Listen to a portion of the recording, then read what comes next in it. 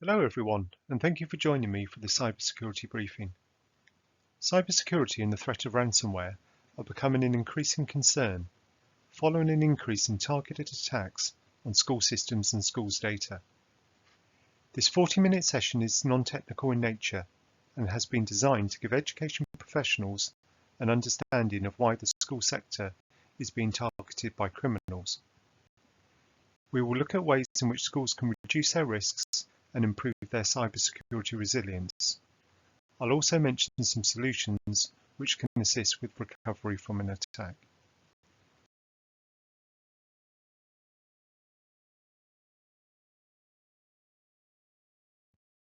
The National Cybersecurity Centre, the NCSC, is a UK government organisation. It provides advice and support for the public and private sector in how to avoid computer security threats. Based in London, it became operational in October 2016 and is part of GCHQ. The NCSC has recently published alerts warning the education sector of the increased risk of cyber threats. The NCSC has produced free cybersecurity training packs to raise awareness and help school staff manage some of the key cyber threats facing schools. Many of the images and video case studies in this presentation can be found within the Schools and Education section of the UK Government's NCSC website. I will be signposting to these education cybersecurity resources towards the end of this presentation. During this briefing, we'll look at how and why cyber attacks happen. I'll also give you some tips to ensure you're practicing good cybersecurity in both school and at home. First, we'll have a look at the results from a cybersecurity schools audit from 2019. Then we will look at types of people that might be at risk to your school from a cybersecurity perspective. We'll then have a look at the practical steps you can take to protect yourself and your school from cyber attacks. Your school will be reliant on technology to run. For example, the school's email, online lesson plans and management information system, or MIS. These systems are now a crucial part of everyday life in a school. When something goes wrong with this technology, it can have a devastating and disruptive impact on the operation of the school. A cyber incident is when your systems, processes or people are negatively impacted through the means of your IT. Your IT team or IT support provider will be responsible for securing your systems and should be ensuring basic protection from cyber attacks. However, no tech solution is 100% effective. Often the best defense are staff who are aware of the main cyber risks and threats to a school. School staff can be a crucial part of a school's cyber defenses by following some key cybersecurity steps. Your school or trust should already have an IT security and acceptable use policy, which all staff should read and keep up to date with. A survey from 2019 looked at cybersecurity in over 400 schools. This found 83% of schools had experienced some type of cyber incident or attack. 69% of schools had suffered a phishing attack. This was the most common form of cyber attack across the schools surveyed. The vast majority of schools, 97%, said losing access to IT would cause considerable disruption, which is no surprise considering how dependent schools have become on tech. However, 65% of schools didn't train non-IT staff on cybersecurity. When trained, staff play a valuable role in defending against cyber attacks and incidents. There are all sorts of individuals and groups that might wish to target a school. They may try to con or use unknown staff to gain access to the school's data or money. You might also be caught up in an untargeted attack or incident. Often perpetrators send out blanket emails to organisations in the hope that a member of staff clicks on a dodgy web link or attachment. To begin with, we're going to look at schools that are targeted. In a school, you may face targeted threats. This is where individuals or groups identify weaknesses in the cyber defences or processes of a school. This could involve stealing or guessing login credentials or exploiting flaws in software. Attackers may also have identified some personal information about a member of staff online. Attackers can use this information to manipulate victims into performing actions or divulging confidential information, usually for fraud purposes. This is called social engineering, and often the victim has no idea that it's been done to them. Schools hold sensitive data on pupils, parents and staff. This can be valuable to criminals for a range of reasons, from setting up fake bank accounts to reselling the details online. Schools carry out lots of financial transactions. Often these are only signed off by a few members of staff in a school. Cybercriminals might only need to target one or two individuals in order to steal or con money from a school or supplier. Whilst a school may have a dedicated IT team, cybersecurity is only a small part of their day job. This can mean the school's IT systems are not adequately protected and are a soft target for cyber attackers. A school could have older equipment or software that is more vulnerable to cyber attacks. Schools are busy places where, quite rightly, the focus is on teaching. This can mean security measures aren't adopted or discussed that could improve the school's cyber resilience. Let's have a look now at some of the types of individuals that could target a school. Threats are normally described as being external or internal. In this section, we are going to look at external threats. External threats are people from outside the school that may seek to cause harm. Criminals are generally interested in making money and are very good at identifying what can be monetized. They will steal and sell sensitive school data. They can also block access to IT systems and demand a money ransom to let you back in. They may also look to exploit weak school processes and target members of staff that authorize school payments. This could involve taking advantage of how you log into systems and services. Organised criminals have the resources to perfect their approach. I'm now going to play two short video case studies. These are based on real events and demonstrate how the threat from cyber criminals has impacted schools.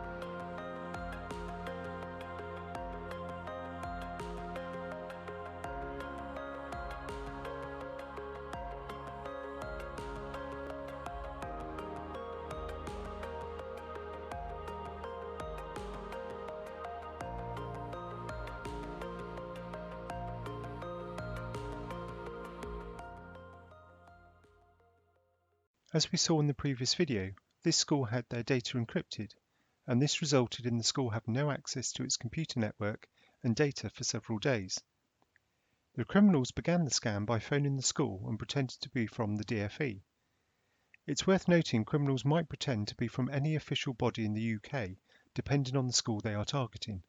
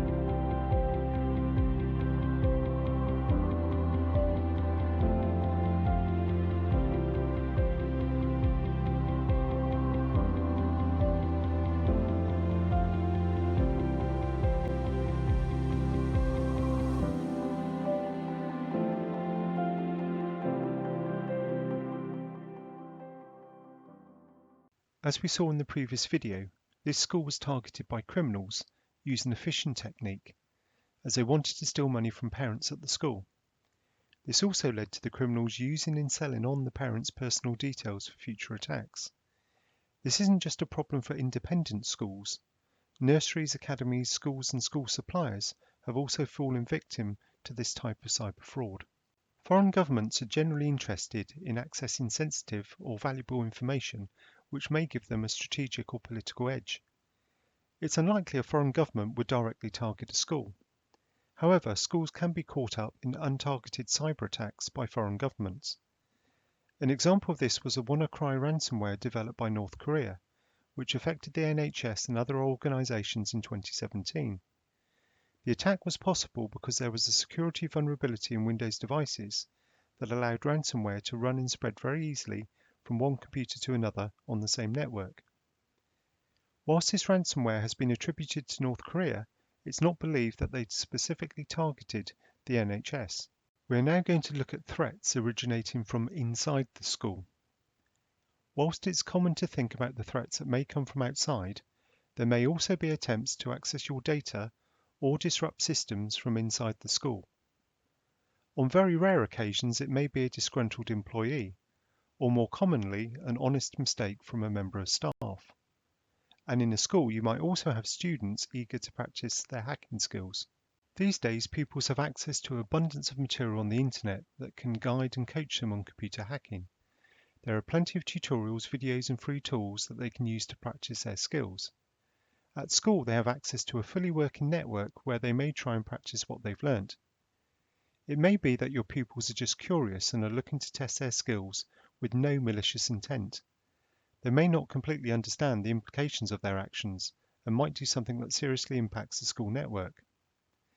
Other pupils may be looking to disrupt the school network just to be a nuisance. Think of it as a modern-day equivalent of setting off the school fire alarm. They may also try and access their own data or their friends to change behaviour records or coursework grades. There are many websites that offer services to help attack networks and websites for a small fee. This may be in the form of a distributed denial of service attack, often referred to as DDoS, where lots of internet traffic is deliberately aimed at the school to overload its network. This can be very disruptive, leading to IT outages lasting for hours. Although it doesn't delete or change information on the school's network, DDoS attacks can prevent access to critical internet-based services. I'm now going to play another short case study video of a real cyber event involving a pupil which took place in a school.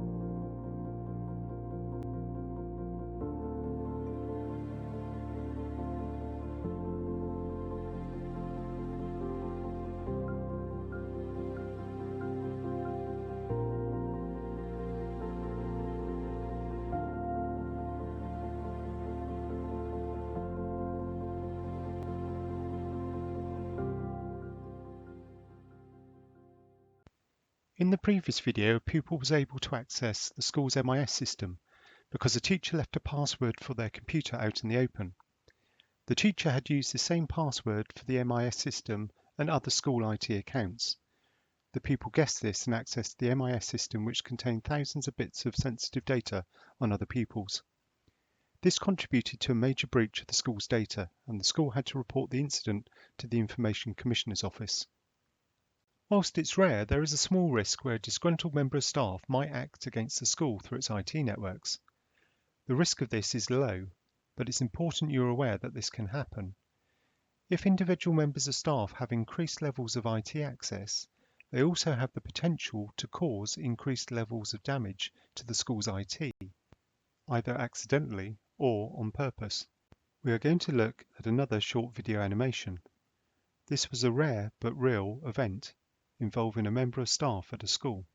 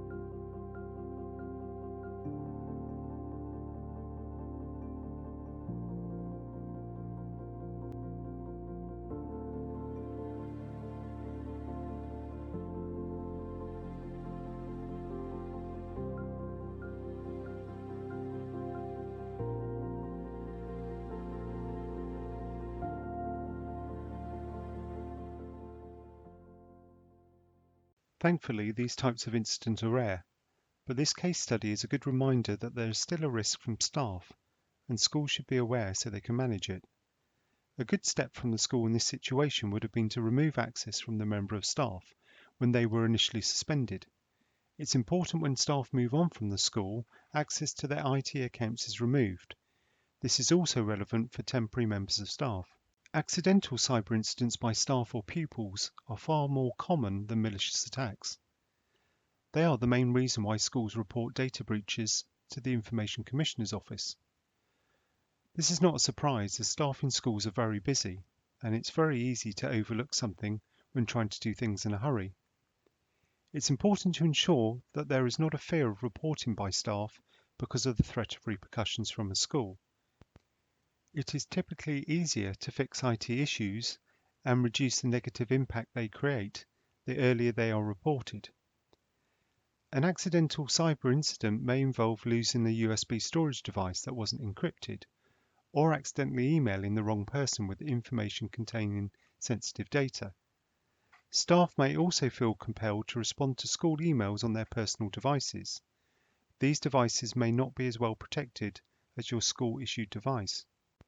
In the next video case study, we'll see a real example of an accidental data breach involving a member of staff.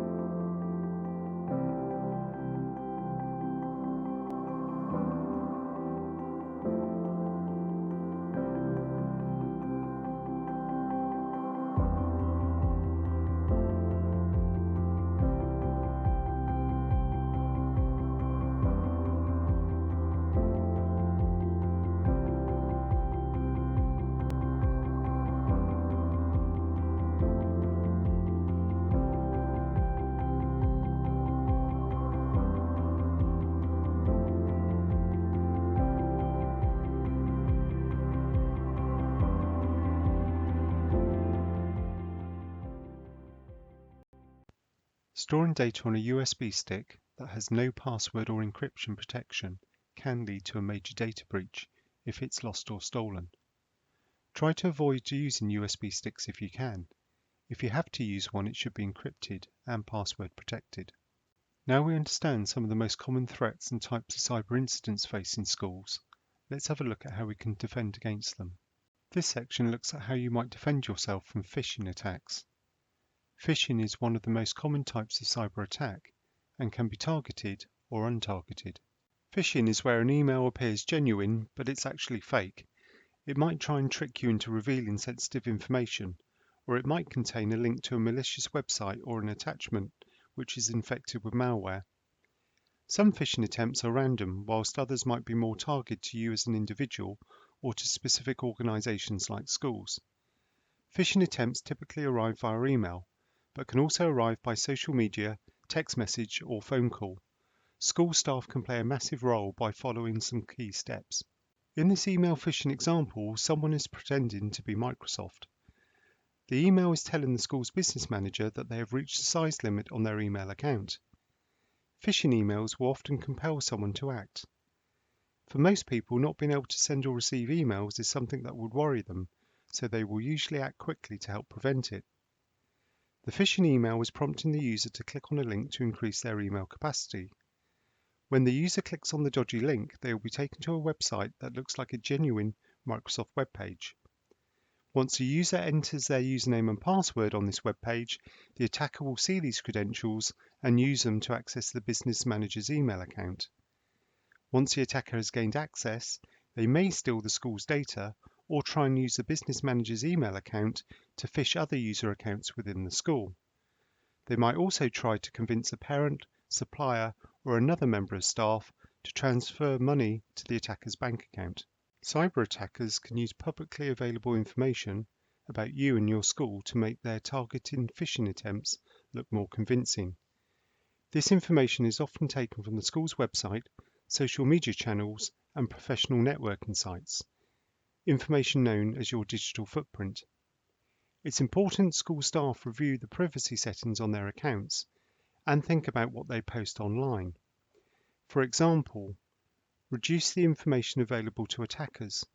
Avoid posting specific details about your school and your role, especially if your role involves handling sensitive information about children, the school's finances, or you have highly privileged IT access.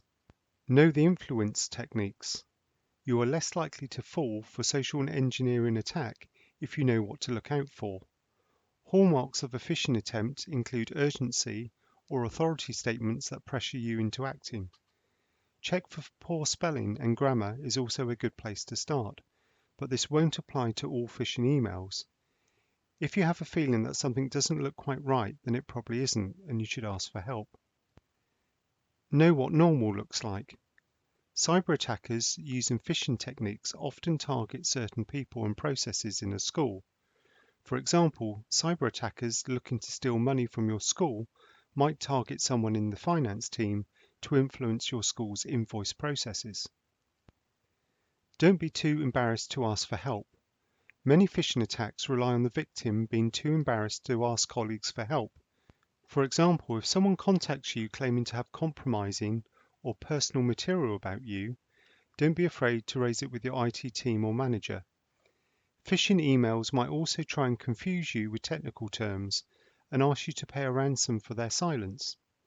They may even have discovered one of your passwords through an earlier data breach. This could have come from a website you have previously used that was compromised in the past.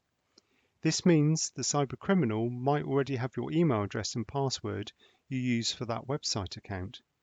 Therefore, it's extremely important to avoid using the same password for different accounts. Report if you click. Phishing attempts can be difficult to spot. If you fall victim to one, then don't panic. If you do click on a link or file by mistake, it's important to tell the right people immediately. This will reduce the potential harm caused. So it's important to know who in your school to report such incidents to. Cyber attackers may try to guess your password in order to access your devices or important accounts, like your email and online banking account. They can guess your passwords based on the most common passwords in use, for example, password 1. Attackers can also use public information about you and your school to guess your password. Once they have guessed one password, they will try to use the same password to access all your other accounts. This is because people often use the same passwords for several different accounts. The strongest passwords are hard to guess and are not repeated across your different accounts. If you have used the same password for multiple online accounts, you should check to see whether those accounts have ever been compromised through a data breach.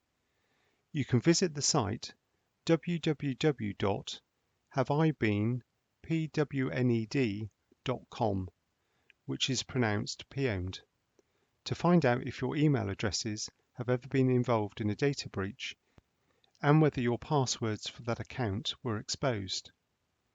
If you discover some of your accounts have been breached, you should reset your password for these accounts and any others where you have used the same password. Sometimes a password you have used is added to the phishing email to make the request seem more credible. This password was probably obtained from one of your accounts that was involved in an earlier breach. If you have reset those accounts with a new password, then you can be more confident that they cannot reuse that password to access other accounts. Create a strong password for important accounts. Weak passwords can be hacked in seconds. The longer it is, the stronger it becomes and the harder to hack.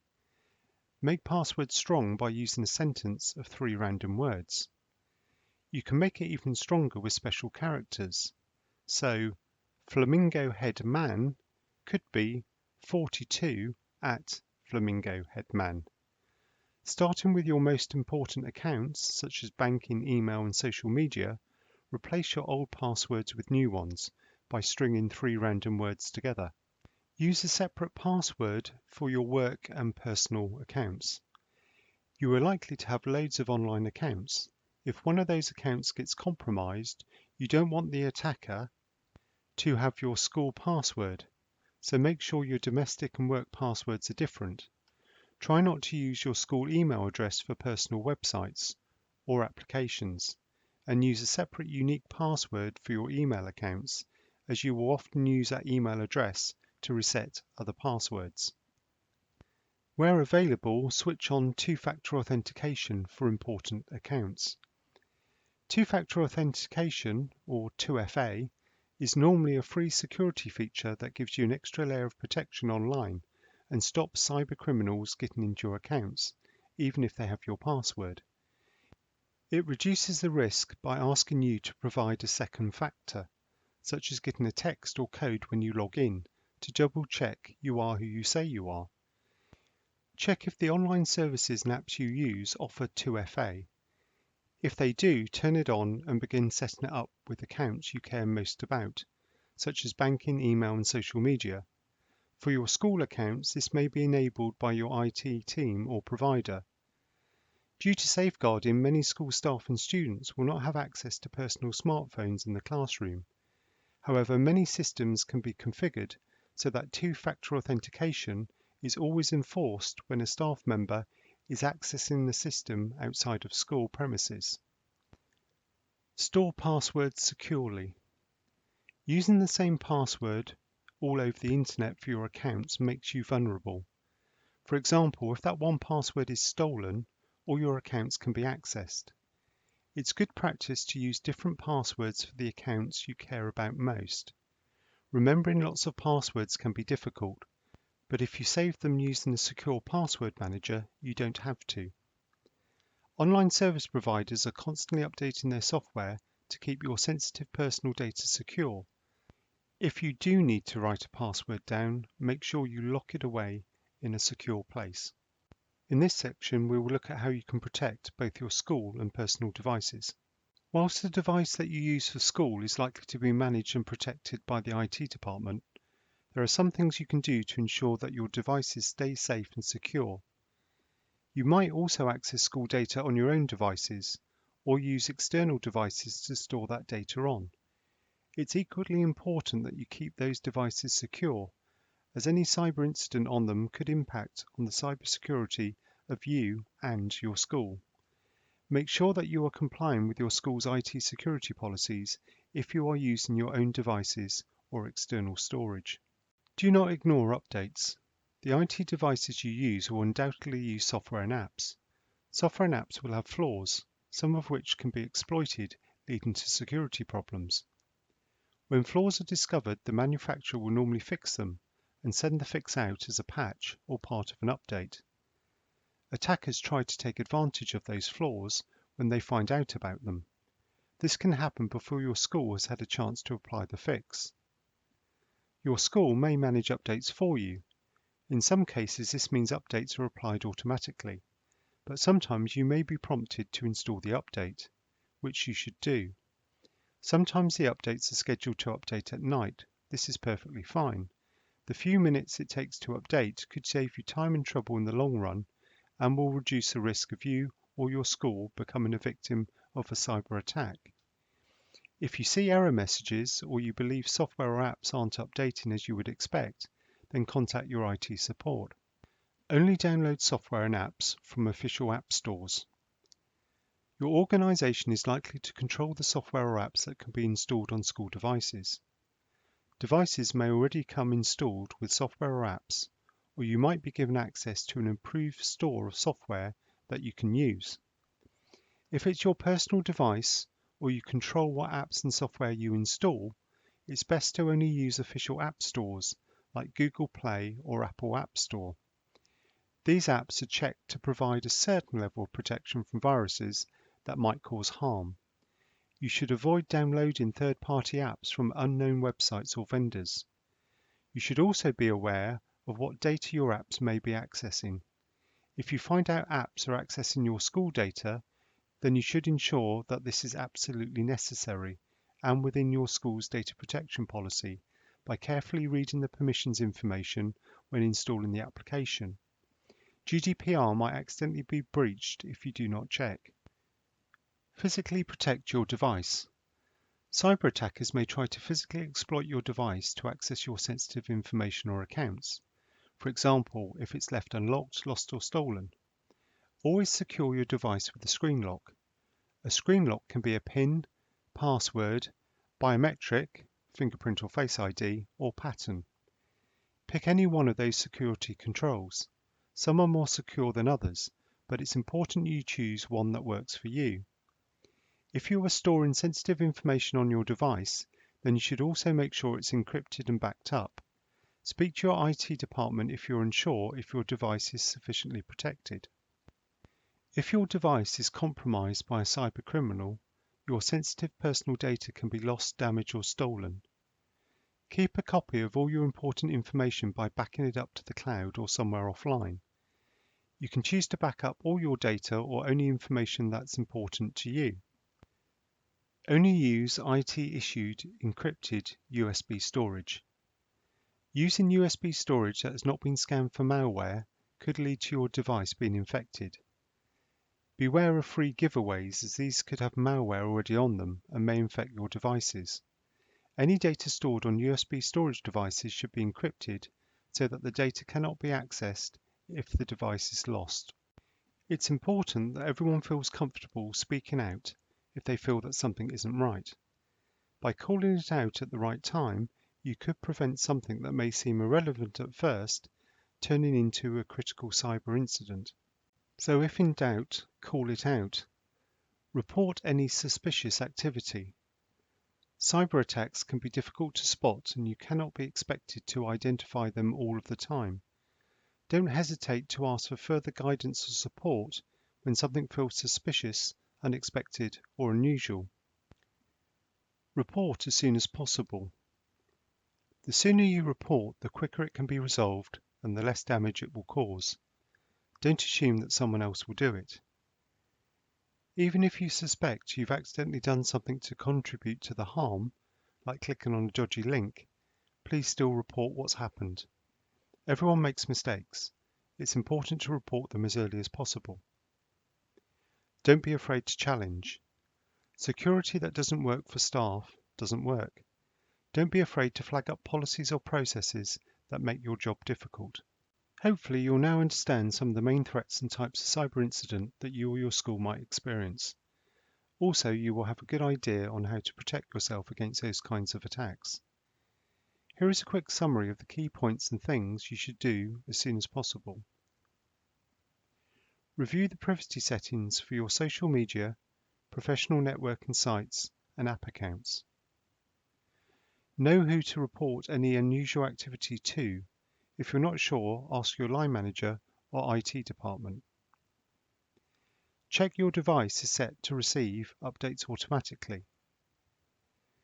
Remove any apps that have not been downloaded from official stores. For your most important accounts, set a strong password and switch on two-factor authentication if available. Check that the password for your work account is unique. If it's not possible to follow security advice, process or policy, flag it to your IT department. As stated towards the beginning of this presentation, the video case studies, which are freely available, have been downloaded from the National Cybersecurity Centre's website. The web link displayed on the screen will take you to current guidance and security information for schools, which is published by the UK Government. This resource also contains handy guides and posters, which can be used by schools to raise awareness. As we are nearing the end of this presentation, I would like to quickly mention some of the related technical services that SCOMIS offer, which can be of assistance to schools in relation to cybersecurity. As well as providing first-class MIS support and hosting, we also offer a wide range of technical and training services. We have many years' experience and we're able to support a wide range of technology solutions. Our technical support services for school networks and cloud platforms ensure schools have the latest security updates applied to their systems. Our infrastructure services will ensure that you have secure local networks and secure wireless.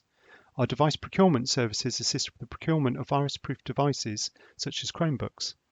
We can also assist with onboarding schools onto a secure digital education platform such as Microsoft 365 for Education or Google Workspace. And our remote backup services allow schools to protect their important on-premise and critical cloud data, which is vital for operational recovery should your school fall victim to a malware or ransomware attack. For more information about future events or any of our services, please have a look at the SCOMIS website, www.scomis.org, or speak with your SCOMIS account manager. Finally, I just want to thank you for taking the time to join the event today. Thank you very much.